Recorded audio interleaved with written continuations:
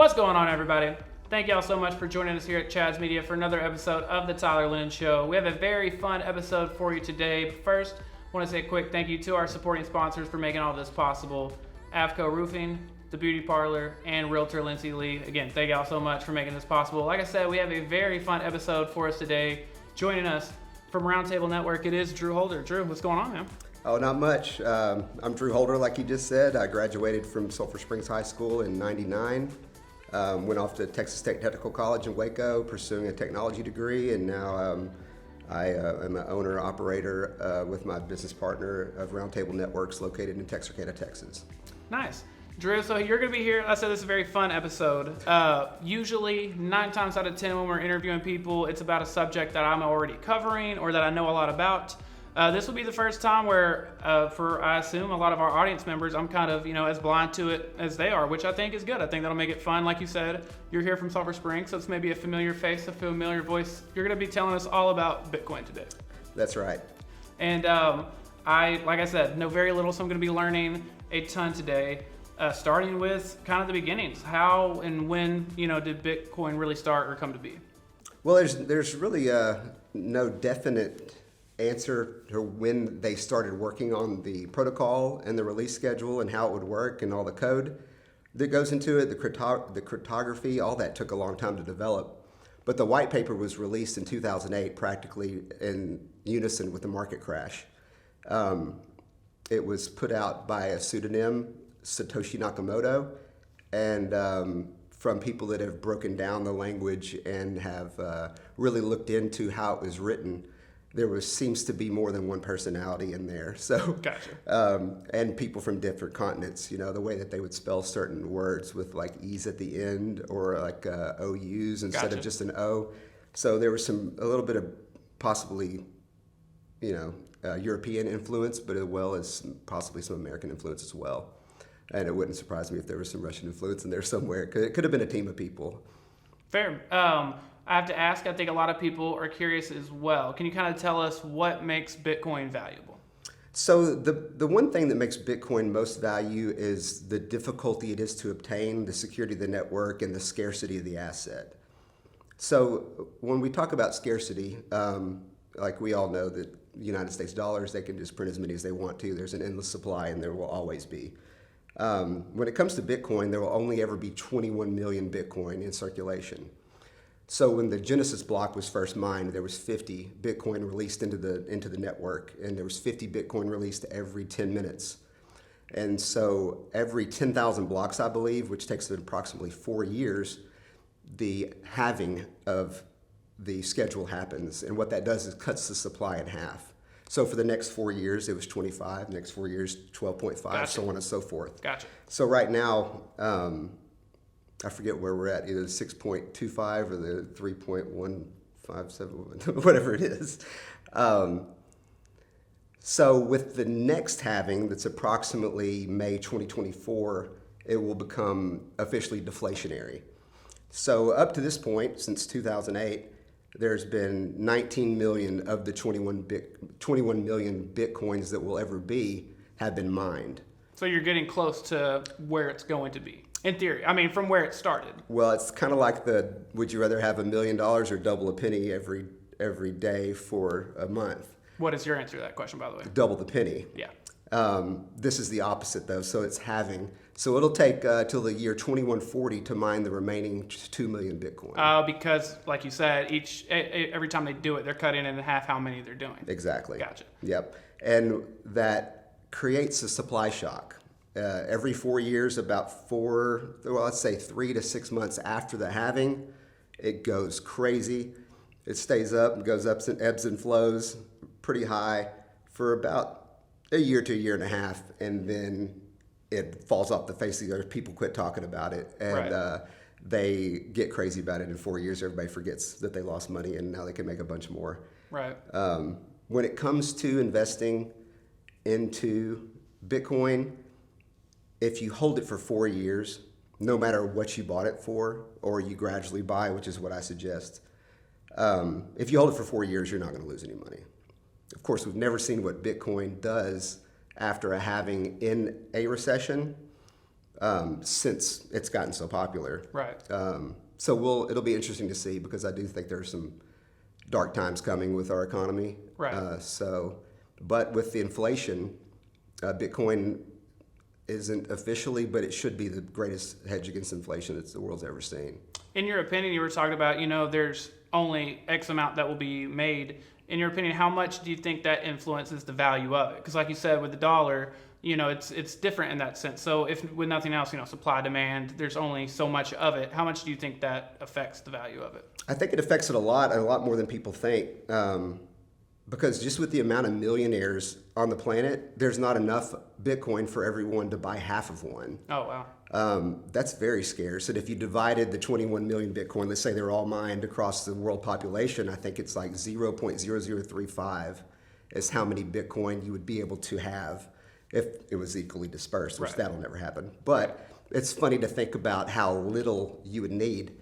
And when people start hearing about Bitcoin and the crypto market going up, they're really turned off by putting money into Bitcoin, because they're like, I'll never be able to have a whole Bitcoin. Right. Well, 99.9% of the planet will never have a whole Bitcoin.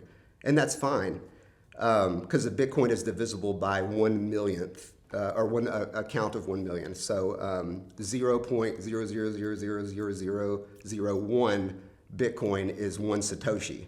So that is the whole unit of measurement in the Bitcoin blockchain. So, or when you're talking about the currency itself. So let's say, years down the road, Bitcoin's worth, $10 million each. You're not going to go to the store and buy a Coke and be like, how much is it? And they're like 0.00000 blah, blah, blah, blah, blah. It'll be, 1,500 Satoshis or sats. Gotcha. Yeah, and it's funny because the logo for a sat kind of looks very similar to the dollar symbol. Oh, really? Yeah. I think you make an excellent point there with people kind of being turned off by that, because it's like, I don't want to buy 1/1000th of a thing. Like, and to someone who doesn't have experience with that doesn't make sense in their head. Why would I want one small percentage of this thing? I think that's an excellent point. Right. So sometimes you'll see people on Reddit or some of these Facebook groups that are talking cryptocurrency, Bitcoin, and when the price goes down, they say stack sats. That means buying Satoshis, buying fractions. The best way to invest in Bitcoin, and this is not financial advice, by the way, is just to buy a little bit every week. You don't want to put your mortgage payment into it. Right. You don't want to put any money in there you're going to need immediately, just in case it does go down. So I would say average in. You can set up automatic buys on some platforms like Coinbase and Gemini, but the fees are ridiculous, like about 6%. But if you just do it manually on Gemini Active Trader or Coinbase Pro, it's way less than 1%. Gotcha. Yeah. I want to stop you on that thought right there, because that's kind of leading into what I want to ask you next. But first, I want to take a quick second to hear a word from our sponsors, and we'll be right back with more. Hi, I'm Audra Clark, owner and stylist of The Beauty Parlor. We are located at 206 West Shannon Road in Sulphur Springs, Texas. We are Tony and Guy trained, and we specialize in custom cut and color. You're already beautiful. Come let us highlight it. At Avco Roofing, we strive to fulfill our mission statement of protecting homes, strengthening families, and building community. It's more than a slogan. It's the heartbeat of who we are and how we serve our customers. Located in Sulphur Springs near I-30 and Broadway, there's no project we can't handle. Call Avco Roofing for all your home and commercial property needs.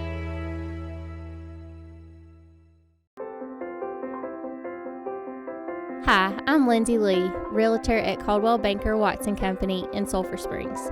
Born and raised in Hopkins County, I am the small town realtor you are looking for to help buy or sell your home. I specialize in farm and ranch, residential, and lake properties. Contact me today and let me do the work for you. Get your key with Lindsay Lee. And we're back. Drew, I have questions for you. I think I like to think it's questions the audience would be interested in as well, because learning here today. I've always wondered, I think some people might be turned off by the tangibility of it. Like you said, it's non-tangible. It's not something you're holding in your hand. It's not something you look in your wallet and you say, okay, I have $100. I have so much. What would your response be to people that are, kind of turned away by that? Well, I would say, what tangible asset would you be comparing it to? If you're comparing it to gold, yeah, you can hold it in your hand. It's worth quite a bit. It is a hedge for inflation historically. I think it will be engulfed by Bitcoin at some point. But yeah, you can hold some gold, but if you needed to, sell some, you're going to shave some off and hand it to your buddy in a Ziploc bag or something. Right. How tangible do you want something to be?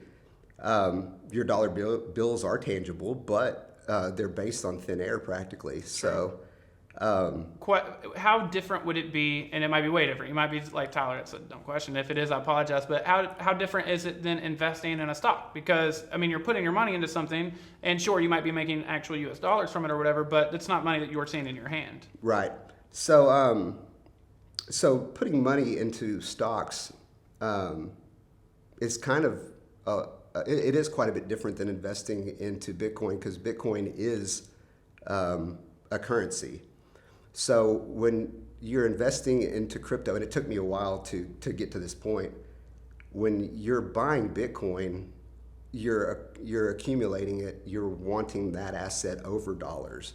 If you need to, cash some out and pay something off, or you get in a bind and you need to use some of that asset to pull some capital out of, that's all fair and good, and that's what it's for. You can only spend money with the people that are willing to take the form of payment that they accept, or that you have, so that you have a medium of exchange.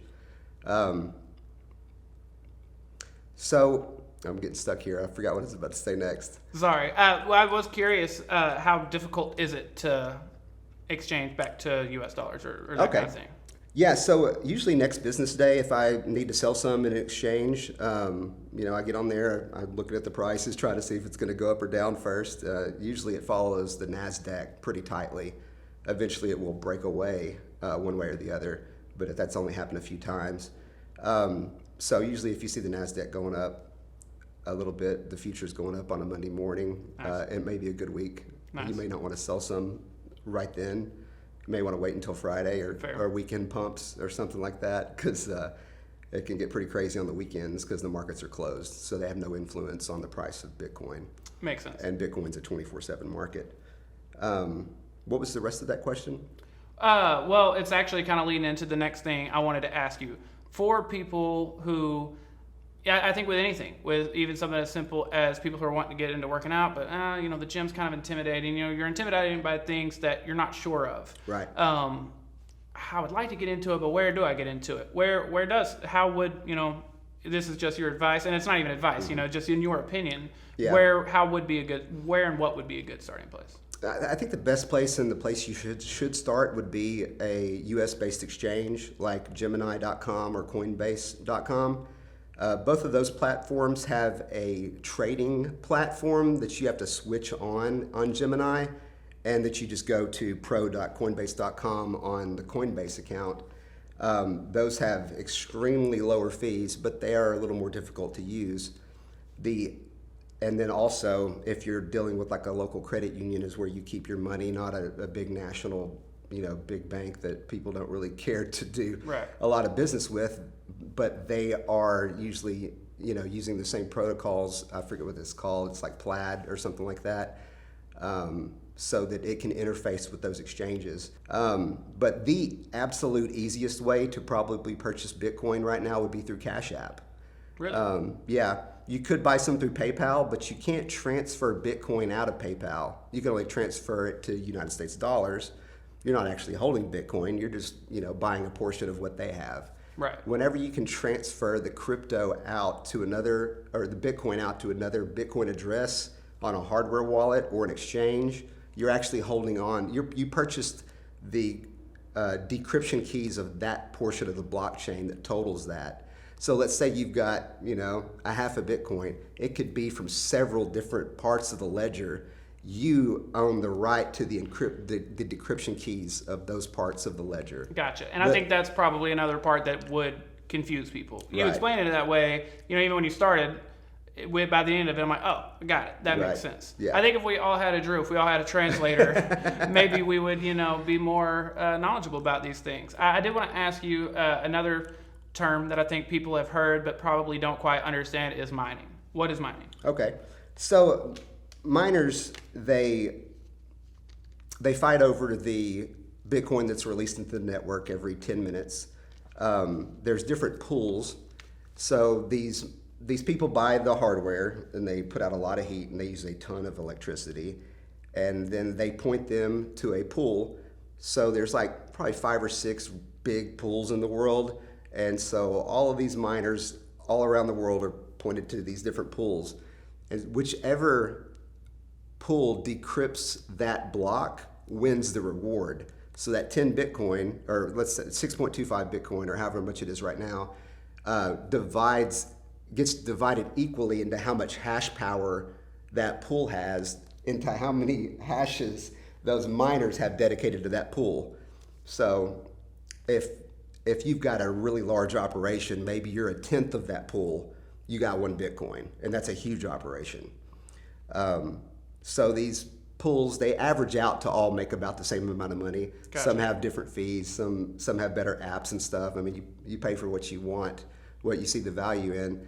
But they also provide the security in the transactions. And the security of the Bitcoin network is one of the main reasons that I got into it.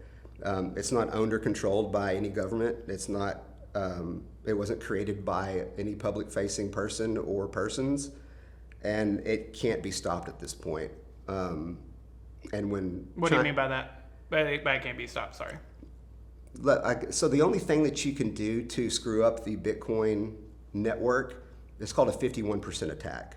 You would have to take over 51% of the miners' hashing power worldwide, and pretty much convince the 49% that this is the new blockchain.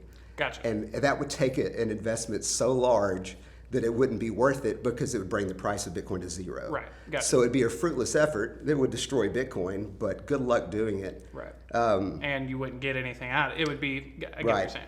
China had a good chance to actually do that. 71% of the hash power was in the country of China. Oh, wow. And then they banned Bitcoin mining about 2 years ago, and now the Bitcoin mining of the world, the capital of the world, will be Texas. Really? Yep, they're moving. They have been and are moving here in record numbers. Gotcha. I don't know if there's anything that I haven't gotten to yet that you want to get to. If there is, please, let me know. We'll get to it. But my final question would honestly be, just for anyone listening, hopefully we're learning things today. I feel like I have been, but I think there's still probably going to be people that maybe, I still don't quite know. What would your pitch be? Because again, you're someone who didn't know about it until you're here now telling us about it. What Right. would your pitch be? How did you get into it? Can you just tell us? I guess the most convincing argument is a book that I read called The Bitcoin Standard. And it goes through every form of money that ever existed, from seashells to glass beads to rocks, limestones in the town square, where they have an open ledger and everybody knows who's got what. Do you think when people got to limestones, they're like, I don't know about all this limestone business. I don't know if Exactly. So seashells were killed by boats. People being able to go out further and get larger shells, and then if somebody comes to town with a boatload of shells, they buy the whole town. They own everything. Right. Then in Africa, they were making glass beads out of meteorites, because meteorites are very rare. But a bunch of guys from Europe came down and saw that they were trading pretty much glass beads, and they're like, let's go get a bunch of glass beads and bring them down here. And that's how South Africa became influenced by Western civilization, I guess you could say. I mean, it's still Europe. So they ended up calling them slave beads. They weren't made from meteorites. They just went and got a bunch of glass and came down there and it wasn't even what they were using. And and they just took over the entire country. That's rough. Yeah. Same thing with the limestones. I forget the name of the sailor, but he was doing some work for some of these islanders for coconuts or something like that. I forget exactly. It's all covered in the book, and it's a super interesting read. I was about to say, even if I'm not interested, or even if I weren't, trying to get into it, it sounds like an interesting read just on all of this. Right. It's also on Audible. You can get through it in about 6 hours. Nice. Yeah, and it's super interesting. But whoever the sailor was, they found some big limestones, and he was like, he just brought them down there to thank these workers, and it collapsed their society. Wow. Because now they've got brand new limestones, these guys that, never had anything in their lives, and so the elders were just like, those can't be used. And these guys were like, we busted our butts. We got these fair and square. This guy brought them to us, and we want to use them, and it just tore down the entire society. Wow. What was meant to be just a gift, just a thank you more than anything. It was. Wow. Yeah, and there's a bunch of examples of all that. Right. It even touches on gold, silver, and it also touches on Ethereum, which if anybody's heard about Bitcoin, they probably heard about Ethereum. It's kind of like not hearing about Pepsi when you've grew up on Coca-Cola or something like that. Gotcha. Not that you should grow up on Coca-Cola, by the way, kids. But so Ethereum was created by a man, Vitalik Buterin, super genius. He looks like an alien kind of, but he came out with Ethereum to kind of not to compete with Bitcoin. It does a lot of other things. Like you may have heard of NFTs, where you can digitalize an asset and you can sell fractions of it, and it's held by the security of that blockchain. But even then, I mean, some men in dark coats could pull him into a room and probably make him change the protocol. Gotcha. That won't and can't happen with Bitcoin. So just the security of it more than anything. Yeah, I think the most important, the people that came up with the Bitcoin network were so intelligent that they knew better than to say anything about creating it. And it is for the people. It is to save yourself from inflation. Fair. Drew, like I said, if there was anything I didn't get to or anything you got for me.